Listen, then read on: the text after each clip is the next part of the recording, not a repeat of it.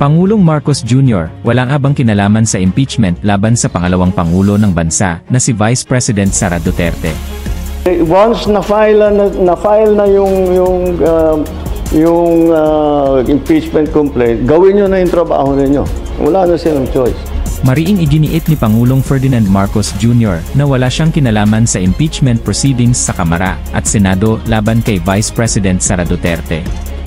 Sinabi ng Pangulo na noong unang ginawa niya ang pahayag na tutol siya sa impeachment laban sa Vice President ay wala pang nakahain na impeachment sa Kamara. Walang role ang executive sa impeachment, git pa ng Pangulo. Nilinaw din ni Marcos na kahit isa sa kanyang kaalyado sa Kamara ay walang naghain ng impeachment dahil na rin sa kanyang pakiusap, subalit hindi na niya mapipigilan ang ibang grupo tulad ng Makabayan Bloc, dating Senador Leila de Lima at ibang religious group na maghain ng impeachment. No, the executive cannot have a hand in the impeachment. Walang role ang executive sa impeachment. Of course, did we discuss it with the Speaker? Did we discuss it with the other congressman? Of course.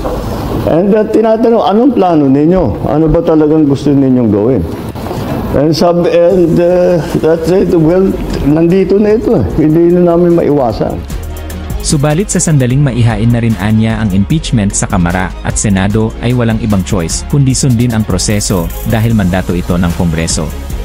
Ang tanging napag-usapan lang nila ng kanyang mga kaalyado ay kung ano na ang mangyayari at plano ng Kamara dahil hindi na maiiwasan ang impeachment at naipasa na rin ito sa Senado.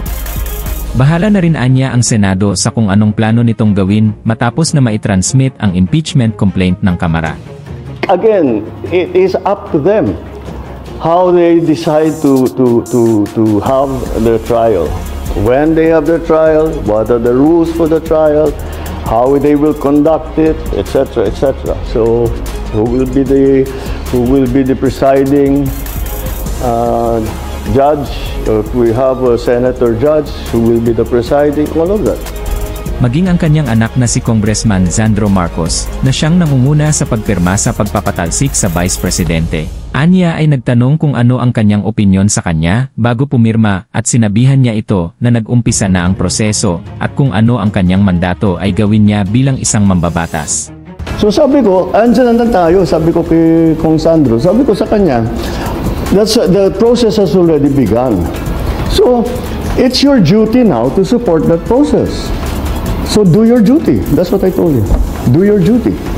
You have to support the process. You are constitutionally mandated to carry out that process. And you are a congressman, so do your duty. That's what I told you. Handa namang magpatawag ng special session ang Pangulo para makapagsagawa ang Senado ng impeachment trial laban kay Vice President Duterte. Ito ay kung hihilingin ng mga senador dahil nag-adjourn na ang sesyon ng Kongreso. Sa ngayon ay wala pa namang request ang mga senador para sa special session. Ikaw kabayan, may kinalaman ba talaga ang Pangulo sa pagpapatalsik sa pwesto kay Vice President Sara Duterte? Personal na attack na ba ito para sa Vice President at politically motivated? O may kailangan ba talagang panagutan ang Vice President? Comment mo lang dyan sa comment section.